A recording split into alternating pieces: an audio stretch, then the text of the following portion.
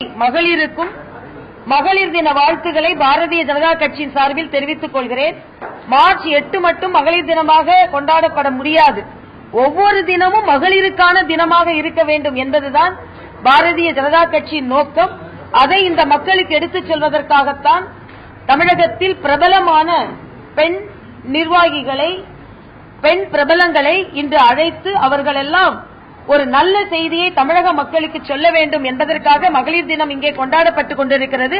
பாரதிய ஜனதா கட்சியை பொறுத்தமட்டில் தினம் தினம் மகளிரின் தினமாக இருக்க வேண்டும் என்பதற்காகத்தான் ஜன்தன் திட்டம் போன்றது, செல்வமகள் சேமிப்பு திட்டம், முத்ரா வங்கி திட்டம், பெண் குழந்தைகளோடு செல்ஃபி எடுத்துக் கொள்ளும் பெருமைமிகு ஒரு நிகழ்வு, இதையெல்லாம் மரியாதைக்குரிய நரேந்திர மோடி அவர்கள் நடைமுறைப்படுத்தி வருகிறார்கள். அதனால் பாரத தேசத்து பெண்கள் நரேந்திர மோடி அவர்களின் ஆட்சியில் மிகவும் வெற்றிகரமான மகளிர் தினத்தை கொண்டாடலாம். ஆனால் தமிழகத்தை பொறுத்தமட்டில் மகளிர் தினம் என்று முழுமையாக கொண்டாடப்படும் என்றால் மகளிரின் வாழ்க்கையை சீரழிக்கும் சாராயம், டாஸ்மாக் அவர்கள் வாழ்வில் இருந்து விலக்கப்படும் பொழுதுதான் உண்மையான மகளிர் தினம் கொண்டாடப்படும்.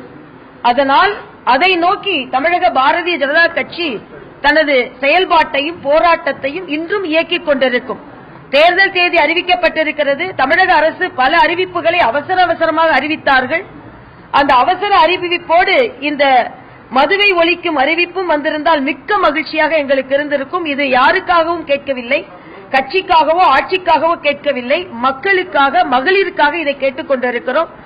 அதனால் மகளிர் அனைவரும் மனநலத்தோடு, உடல் நலத்தோடு, பொருளாதார நலத்தோடு, வாழ்வு நலத்தோடு மகிழ்ச்சியாக தமிழகத்தில் சுதந்திரமாக எந்தவித கட்டுப்பாடுகளும் இல்லாமல், அதே சமயத்தில் எல்லாவித மனநிறைவோடும் உடல் நலத்தோடும் இன்பமாக சுதந்திரமாக ஆட்சி அதிகாரத்தோடு வாழ வேண்டும் என்பதுதான் பாரதிய ஜனதா கட்சியின் மகளிர் தின வாழ்த்துக்களாக இருக்கிறது.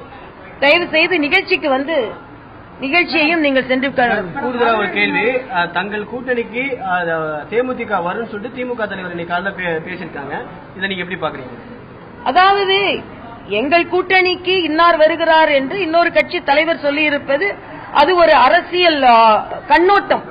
ஆனால் 2014 எந்த கூட்டணி அமைத்தோமோ அந்த கூட்டணியை நோக்கித்தான் நாங்கள் முயற்சி செய்து கொண்டிருக்கிறோம்.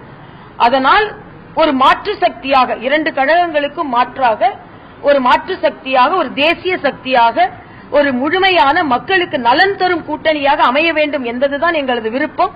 நிச்சயமாக பலம் பொருந்திய ஒரு கூட்டணியாக, பலம் பொருந்திய மாற்று சக்தியாக இந்த 2016 தேர்தலை சந்திப்போம்.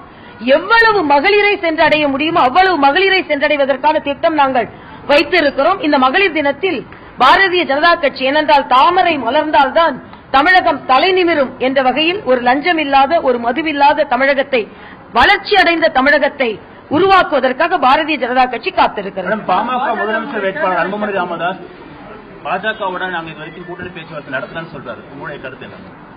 ஒவ்வொரு கட்சி தலைவர்களின் கருத்துக்கும் நான் பதில் சொல்லியிருக்க வேண்டிய அவசியம் இல்லை. இன்று தமிழகத்தில் ஒரு மாற்றத்தை கொண்டு வர வேண்டும் என்றால் அதற்கு தார்மீக உரிமையும் கடமையும் அத்தனை தலைவர்களுக்கும் இருக்கிறது என்பதை மறுபடியும் நான் அவர்களுக்கு மிக தாழ்மையுடன் வலியுறுத்துகிறேன். அவரவர் தனித்தனியாக பிரிந்திருந்தால் இந்த மாபெரும் பிரச்சனையை எதிர்கொண்டு, இரண்டு மிகப்பெரிய சக்திகளை எதிர்கொண்டு வெற்றி பெற முடியாது.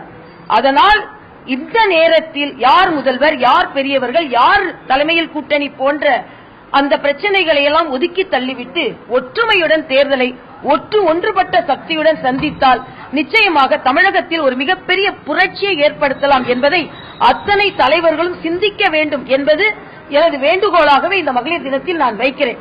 நாங்கள் வேண்டுகோள் வைக்கிறோம் என்பதற்காக நாங்கள் பலவீனம் அடைந்து விட்டவர்கள் என்று நினைத்துவிடக் கூடாது.